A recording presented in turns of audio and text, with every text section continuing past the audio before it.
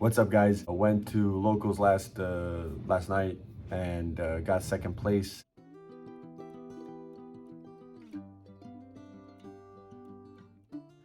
With a SP-less Unchained deck. This is a deck I'm testing this format. I'm going to take to tournaments, to bigger tournaments, hopefully, regionals, YCS, whatever. And I wanted to prove to you guys that you don't need SP to do well. SP carries hard. I lost in the finals against in the Unchained mirror match. My opponent did have the SP and was able to basically get 3 interrupts off 1 rage. So you end up losing there, but overall, the deck is still good enough where even without SP, it's still that tier 1.5 at least. So if you have the deck, don't be afraid to not play it just because you don't have SP. So let's get into this deck profile. And yeah. You run triple tour guide. This is self-explanatory. It gets you a level 3 from the deck, gets you Fiendish Rhino Warrior to set up all your plays, and it also gets you any of the other level 3s in the deck like Rakia, Samara, and Aruha. The next starter is the Abomination's Prism. Gets you any card in your deck, helps you search your traps if you draw into Sharvara or Ruha, so you can start popping off at 3, and you can also set it to pop it, and it has the other effect of the traps and spells, the Wailings and the Chamber and the Escape. Then you go with the next 3 starters. Sharvara, probably aside from Tour Guide, the best card in the deck. Honestly, I would take out Tour Guide before I would take out Sharvara, right? Because this is the soul of the deck. Great thing about it is helps you chain block. It really can't be ashed. It's an amazing card. Running at 3, no less than 3. Hope Konami doesn't hit it because this deck is actually pretty sweet and not degenerate at all. Then you run triple Aruha. Obviously 1 rare and 2 commons. That's the best way to do it. That's just how the ratios work. He's the other starter. He's the worst starter because he fiend locks you for the rest of the turn, but you need to run him. And what he also is he's a floater. Just keeps your plays going. He's vital to every combo. Then we go to another starter, the Dark Contract with the Gates. You run 3 of this because it's the best supplementary engine. Helps you get to Zeus plays if you haven't fiend locked yourself. It helps get you to just a big beater that can out problematic monsters. It can pop cards on the field. It's very strong, going first and second, one of the best cards in the deck.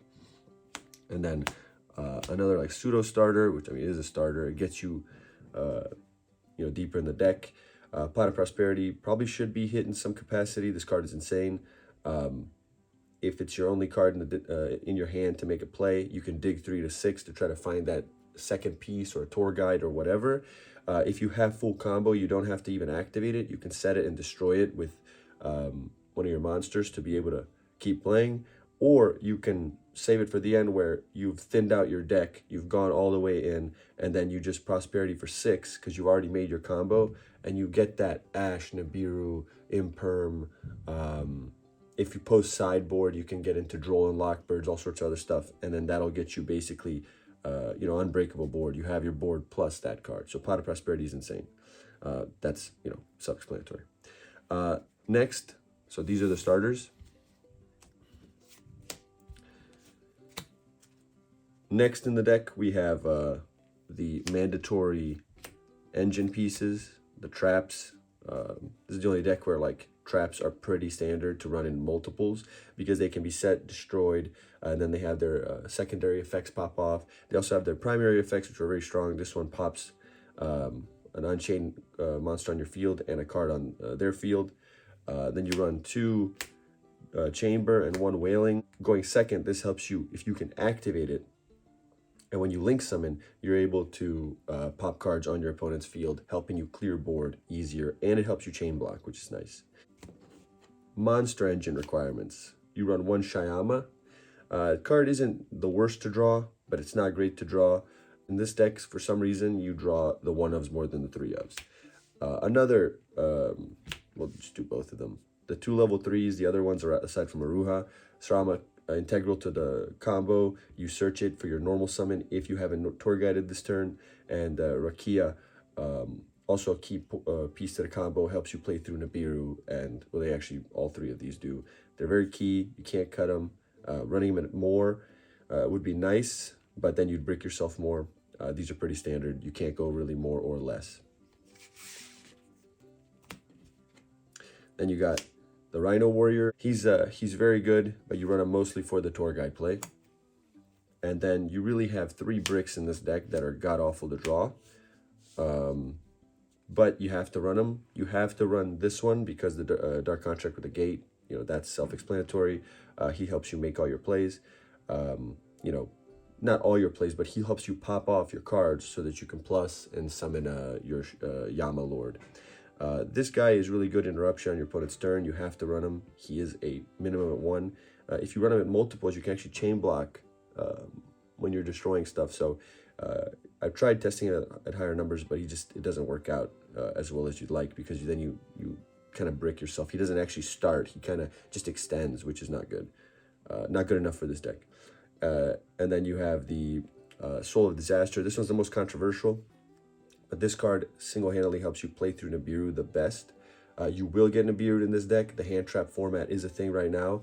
Nibiru's in the format in pretty much every deck at 3, at least in the side, you know, if not the main. So once you get Nibiru, you're able to summon this, post Nibiru, link away with their Nibiru, clearing off their threat of 3,000 so they can't threaten one of your monsters, and you get a link too, which is nice. So it's a really key integral card. Sometimes you'll draw it, but I'll take that chance, that 11% of the time, to draw it in my opening hand than to not have it in my deck, get nibbed, and then have to make an objectively worse play. And now we'll get to the hand traps, deck cards that you run to deal with the format. Run triple Nibiru because it's really good against pretty much everything. Any kind of combo deck. I mean, this demolishes Rogue. If they can't get a negate, which most Rogue decks cannot get a negate before 5 summons, you're able to just destroy them. It really puts in work in the mirror. Just a very good card overall. Then you run the Ash Blossoms. It's just, it's pretty standard. It just hits so many decks, at least in some capacity, that you want to run it. Then you run triple Imperm in gold rare, super rare, and ultra rare. You got to have all 3 different rarities so they don't clump. That's the laws of the game. Imperm's just pretty standard, just like Ash. Helps you deal with a lot. Helps you negate Dweller. When they're going to Dweller you in the draw phase, you can hit them with the Imperm. Just hold it until that moment. If they don't have a negate, Dweller's turned off, you're able to play, and kind of makes Dweller invalid. Also helps in the mirror against Caesar, and just is able to bait out a lot of different things. So Imperm, really nice. Does conflict with Nibiru, so you can't just draw a hand of hand traps and just play it like willy-nilly. You do have to kind of think through your plays as you're hand trapping, because if you do drop the rock, Imperm becomes dead in your hand. So you want to use the Imperm before the Nibiru, unless you think that in the mirror, the Unchained player will go into their own dog, link away with your Nibiru, so then you can still Imperm. It's kind of like a guessing game in that capacity. And then finally, not a hand trap, but sort of almost like a pseudo hand trap. Helps you go first, helps you go second in this hand trap format. Your opponent will hand trap you like crazy. You're able to talents them then. And if they've hit you already a lot of times with Ash Blossom or some other card, you can activate talents and then look at their hand, rip out the Nibiru or whatever else, send it back to the deck, and then you can make your combo without having to worry. And you can kind of tailor your combo to be able to interrupt whatever's in their hand. If you can't afford that, if you just go your opponent hand traps you, you need those 2 cards, hell, you can use it to draw. And then obviously if you go in second, you can steal your opponent's Caesar or whatever else. It's a very good card overall. So it's an easy side out also for certain matchups. For the extra deck, you run double Yama. He is pretty much the heart and soul of the deck. Him and Sharvara in tandem basically take this deck from tier 6 to like tier 1.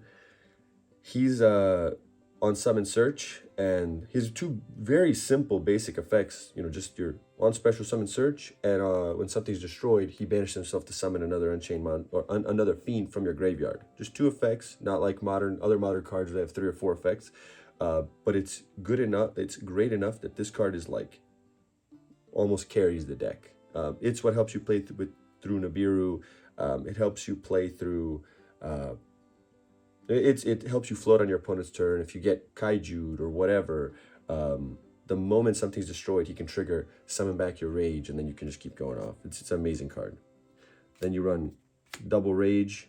This card's your playmaker. Well, your end board guy. You summon him in the end board along with Caesar, maybe a trap set, whatever, and you're able to interact with your opponent, link away into certain different monsters. Not SP in this deck, but other things. If you do have SP, it's crazy. SP makes this card like straight up bonkers. It makes it 3 interrupts essentially. Then you run 1 Anguish and 1 Abomination. These help you break boards. I was playing a game against Chimera player. I would summon the Soul of Disaster from the deck, the big blue dog. You summon him. You link away with your opponent's monster. You make Lord of Rage or a Link 2. Then you link into this guy, link away with another monster, link into this, activate Shavara in hand, destroy a card, he triggers destroying another card, and before you know it, bro, you've blown out 3, 4, 5 cards off your opponent's field, link summoning, destroying, all sorts of stuff. This card destroys like 3 cards in 1 turn, so the deck is crazy. You're going to be able to push for OTKs, and so you have to run these. These you cannot cut. And then for the Nibiru, the combo is Muckracker and Nightmare Griffin. You basically would summon them like this, then Muckracker pointing down to Nightmare Griffin, where the Nightmare Griffin will trigger since it's co-linked.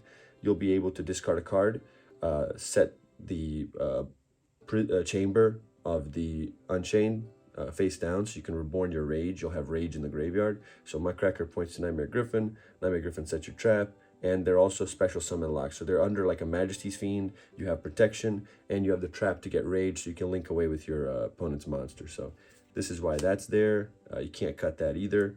Then you have discount SP. Since I do not have SP, Nightmare Unicorn's your second best friend. It does require a discard. Sometimes that does clash, where sometimes you've used up a lot of your hand. So SP would be more clutch, but Nightmare Unicorn does the job, and he's good enough. And then you have, this is a proxy for Access Code Talker. I was borrowing it off my buddy. Still been kind of testing it, not sure if it belongs in the deck or not. Kind of there for just the Druid Swarm plays. I don't want to get shut down by Druis, where your opponent will, maybe steal your Yama from grave and have a monster that's very hard to out, kind of like stops you in the battle phase. So access code lets you link away with that monster, at least not allowing them to trigger the Druid Swarm effect, because his effect states that you cannot chain to his effects, and when he's summoned, he has an on-summon effect. Therefore, Druid Swarm will actually never be able to activate. But I'm still not 100% sure about running him. Then you got Underworld, Goddess of the Closed World. Hardly ever go into this. Honestly, I feel like it's very cuttable. But with things like Purely and other Towers decks and Dragoon and all sorts of stuff, you never know. There's so much rogue in this format. You need this because this deck can spam. And if you can basically put on 3 monsters on the board, or you need 4 monsters and your opponent's monster, if it's a Towers like a Purely or a Dragoon. But if your opponent has like a Link 2, like your opponent has a Rage on the field, you can just summon 3 monsters and then just link away into this, and the Rage is dealt with. And she's a 3K. She has other effects that are live. Very powerful card. Then you run 2 Caesar. Sometimes 1 is enough. Sometimes the second one comes in clutch. The reason you run it is because it's the only rank 6 Fiend that's of any note that actually is usable, that has any solid effects. If there was any other rank 6 Fiends, we'd probably run that too instead of the second one, but because we don't have options, you kind of have to run the second one. And then the last 2 cards are Machinex and Zeus. Machinex is for the Dark Contract with the Gate DDD combo, where you summon him, he gains the effect to be able to destroy a card, and then you can kind of go off. Or if you haven't Fiend locked yourself, you can use him, attack, he's 3,000. There's literally nothing in the game that he can't hit over, or at least, there's going to be something on their board that's less than 3,000. You attack, summon Zeus over top, use Zeus effect, and GG from there. Side deck. The side deck is kind of open to your personal meta. I'd run a double anti-spell. So these are the going first cards. I don't want to run 3 because then I'm tempted to side 3 in. And every time I side 3 in, you'll brick on them. It just happens like clockwork, and I just got tired of it. I'd rather have the 23% chance of seeing it with Pot of Prosperity, possibly raising those odds if you draw the Pot of Prosperity, versus seeing too many of these, seeing multiples, and then just losing the game because you drew too many cards that does nothing. Like this literally does nothing unless you can already play. So then 2 more going first cards, Spellbounds. Card is really good against a lot of different card decks in the format. It hits wide array of decks, and it just enough to not like to be like somewhat oppressive. It's really not that great. Decks can play around it, decks can play through it, but it's just enough, and it hits just enough of a wide berth that it's solid enough to run. You side it in going first, you make your board, you set this, and then your opponent can't use it. It's good against Flu, it's good against Purely, it's good against all these different decks. So it hits a wide variety. That's why you run it. Basically, I have 4 going first cards. The idea is maybe to get 5, but the problem is I couldn't fit it. So it still requires more testing, but this is currently what I'm running. Then the 2 Book of Moons. This card's still not, like, it's not awful. People think that it's fallen out of the format because the Rise Heart's gone. It's not. The card is pretty good. It can hit a lot of different parts of the format. So you can hit your opponent's Caesar with it, basically reducing them to just a Rage link away and maybe a pop. But you take care of 2 negates with this. You can use it in standby when they activate Pure Leap on the Purely monster, Purely Noir. You can Book a Moon and face down, and then no big Noir, and then after that you can just kill them through their weenie board of 1 face down monster. It's also good going first. So if your opponent has key bottlenecks in their combo, this becomes like a going first and going second card. So you have 4 for sure going first cards. And this is even a going second card against Purely, but then you'd side in, you could have possibly 6 going first cards if Book of Moon is also effective against your opponent, which a lot of times early in the combo, if you flip something face down, they can't synchro, they can't XYZ, they can't do that. It's good enough to get you there. So it's really powerful. And then we go to the board breakers. I run 2 Lightning Storm and then 1 Harpy's Feather Duster. Put that over the ultra rare. This is just to destroy like back row decks. There's always random back row decks that people are running. Every deck to this point has some sort of back row. And then we just go to, these are like kind of tech hand traps. You run 3 DD Crow. I like it more than the Bestials in this format because it hits, you can hit in the mirror the Unchained Shyama. You can hit the Purely cards in the grave when they try to XYZ summon. You can hit, Tear Lament names, the Millers, if they send it off Herald. So it has a lot of utility in this format. Plenty of decks have graveyard-centric things that if you take away their key play, it's kind of over for them. And then the FTK, Drone Lockbird, the card is insane. It wins so many matchups. It can beat just so much Rogue, too, because a lot of Rogue just gets crazy search cards as support, such as like Heroes or whatever. These decks, they have to search like 100 times in a turn just to be able to set up their weenie combo. And so sometimes Droll is enough to get you there. I mean, I was playing against a guy, he won game 1. I went first. He was able to break my board because he drew God Hand. I go second. In the second game, I go first. I win. Go in game 3. Side in my Drolls. And he sided in his hero FTK with the Dark Angel and Rivalry and everything like that. And once he Rotas, I hit him with the Droll, and the guy scooped up immediately because those type of decks lose to Droll. He knows he can't win after that. And so Droll is a must in this format. I hope you guys like this deck profile. Had a blast playing it last night. It's really my second tournament that I've ever took it to, and I'm seeing results immediately, I'm a family now. I'm a busy guy. I don't really have time to go to Yu-Gi-Oh tournaments, but I'm trying to make time for it for my hobby with my buddies. And so I've been blown away by the results. So as time goes on, might get that SP. But right now, you don't need SP to play. Don't listen to the propaganda. It is nuts. The card is broken, but you don't need it. technical play and mastery of your deck, you can win without SP. So peace out, guys.